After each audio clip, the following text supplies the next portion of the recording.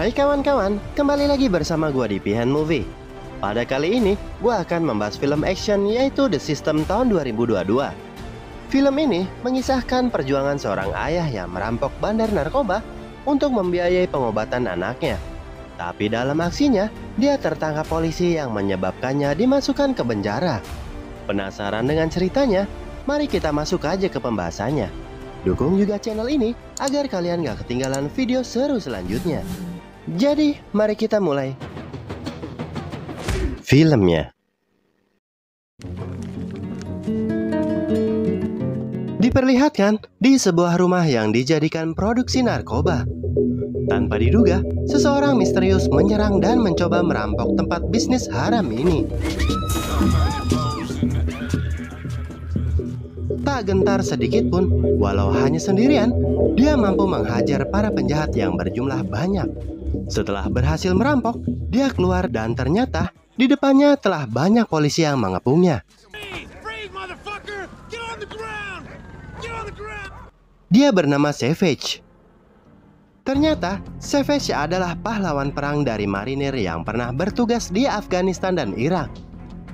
Sepulang perang, dia ditelantarkan oleh negara, sehingga dia harus lontang-lantung kesusahan mencari uang untuk pengobatan anaknya yang sedang di rumah sakit. Komisaris polisi atau yang kita sebut kompol ini bernama Clark. Dia menjanjikan kebebasan kalau Savage berhasil bekerja sama mengungkap dan mencari bukti kejahatan di sebuah penjara yang melibatkan kepala sipir setempat. Mengingat hukumannya 10 tahun, dia mengiyakan tawaran tersebut demi bebas dan bertemu dengan anaknya. Sesampainya di lapas yang dimaksud, satu persatu para napi disuntikan chip untuk mendeteksi napi jikalau ada yang kabur. Kemudian, Savage diantar menuju kamar selnya.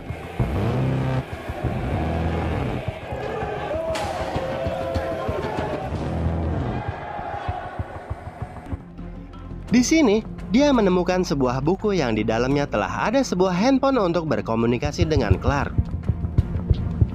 Ketika esok pagi, para napi dibangunkan untuk mengantri sarapan. Melihat ada napi baru, salah satu napi senior langsung mencari gara-gara dengan menjatuhkan makanan Savage. Dirasa cuman kutu kupret, Savage sama sekali tak takut dengan napi senior ini. Setelah jam makan, dia ke lapangan seperti napi-napi lain. Di sini, napi bernama Freeway menawarkan untuk masuk ke kelompoknya agar Savage tak mendapat bulian dari kelompok lain di lapas ini. Karena di sini hanya ingin kebebasan, dia pun menolak ajakan Freeway. Pada saat mengepel, Savage melihat kelompok lain yang tak suka kepada Freeway. Di sini, Savage melihat ternyata Freeway bukanlah orang biasa.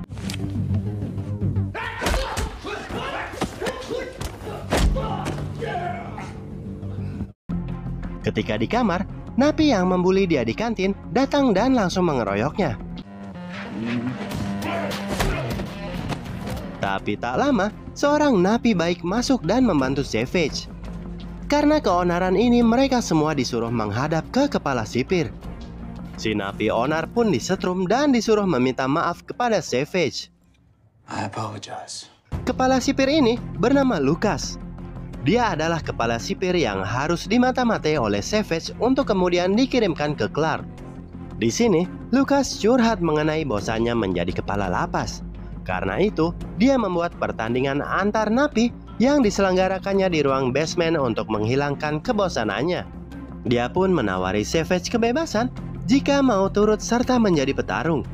Melihat kesempatan ini, Savage menerima tawarannya untuk mendapatkan bukti-bukti.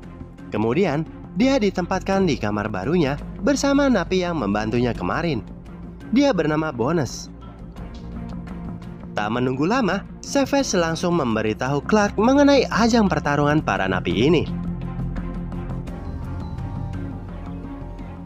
Ketika esok pagi, dia diajak Bonus menuju ruang olahraga dan ternyata Lucas telah menyuruh Bonus yang pintar bela diri untuk melatih Savage agar menang di pertarungan nanti.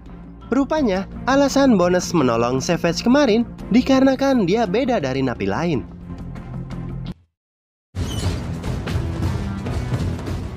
Singkat cerita, malam pertandingan yang ditunggu-tunggu pun tiba.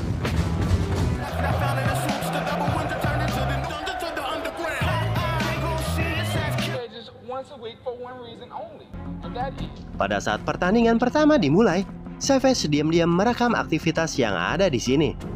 Lalu, pertandingan selanjutnya adalah Freeway.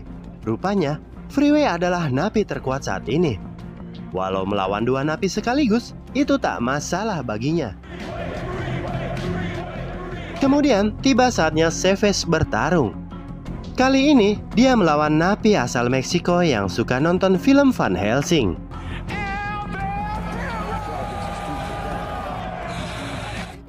Walau sedikit kesusahan, dia berhasil mengalahkannya dengan pukulan maut. Melihat kemampuan Savage, Lucas pun sangat senang. Selesai pertandingan, dia langsung mengirim bukti video kepada Clark.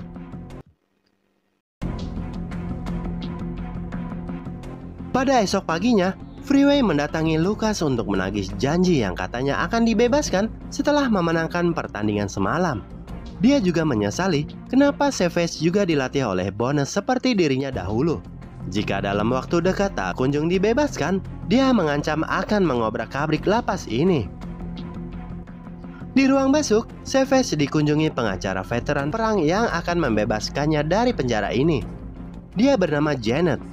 Mengingat dia harus membongkar kesemena-menaan kepala lapas, Savage menolak bantuan Janet. Janet pun hanya memberi kartu nama jika sewaktu-waktu Savage butuh bantuan, bisa menghubunginya kapanpun. Ketika malam hari, Savage kembali dipertarungkan melawan napi kuat lainnya. Kali ini, dia melawan seorang napi yang jago kungfu. Tapi ketika pertandingan dimulai, dia pun kembali menang dengan mudah. Pada esok pagi, Savage yang sedang piket didatangi anak buah Freeway yang langsung menyerangnya.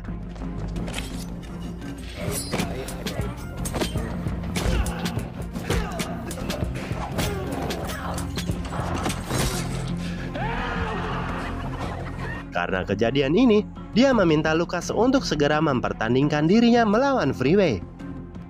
Kemudian, penjaga membawa mereka ke sebuah ruangan dan membunuh anak buah Freeway yang menyerang Savage. Lucas pun memaksa Freeway untuk bertarung dengan Savage besok malam. Oke. Tak membuang-buang waktu, Savage berlatih keras mempersiapkan pertarungan nanti malam bersama Bones.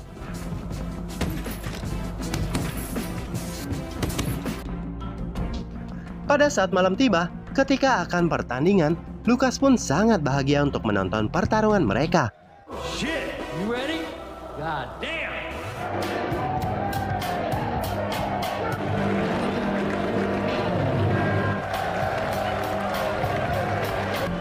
Lalu, tibalah waktunya. Freeway yang begitu lincah membuat Savage kesulitan. Tapi, ketika ronde kedua, dia menjatuhkan Freeway dan mengalahkannya dengan pukulan kerasnya. Para napi yang menonton pun bersorak nama Savage karena berhasil menjadi juara baru.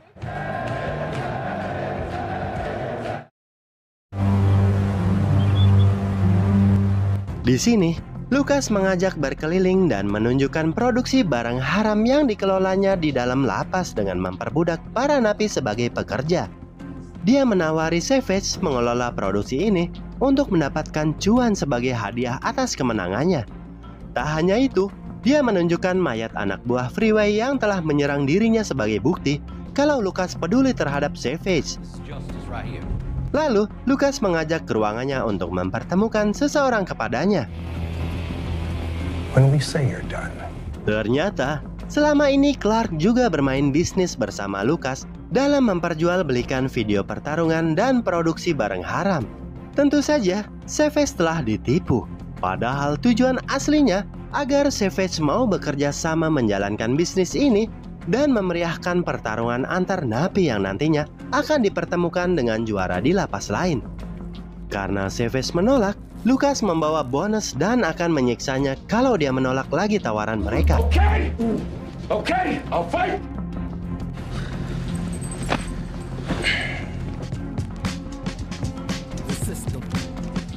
Nggak putus akal, mereka merencanakan pemberontakan dengan mengajak napi lain.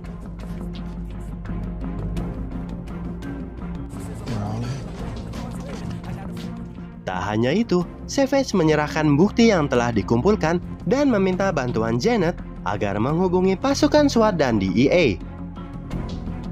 Pada pagi hari, Lucas mendatangkan juara dari lapas lain untuk dipertarungkan dengan Savage yang pastinya mereka semua pada taruhan.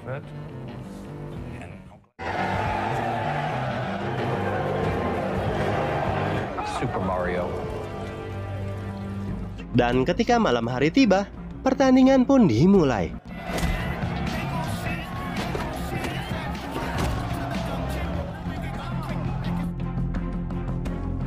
Walau badannya kalah besar, Savage berhasil mengalahkan si bongsor hingga terkapar. Kemudian, para tahanan melancarkan rencananya dengan menyerang para sipir dan mengobrak-abrik ruangan. Lucas yang panik langsung buru-buru kabur menaiki lift dan tiba-tiba lalu Bonus muncul dan membantingnya.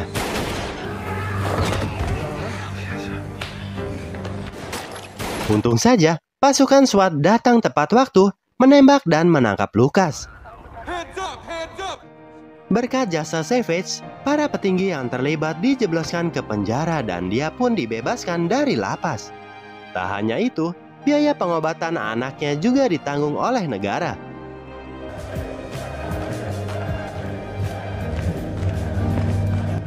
Setelah berpamitan, Savage pun pergi diantar Janet menjemput anaknya yang telah sembuh dari penyakitnya.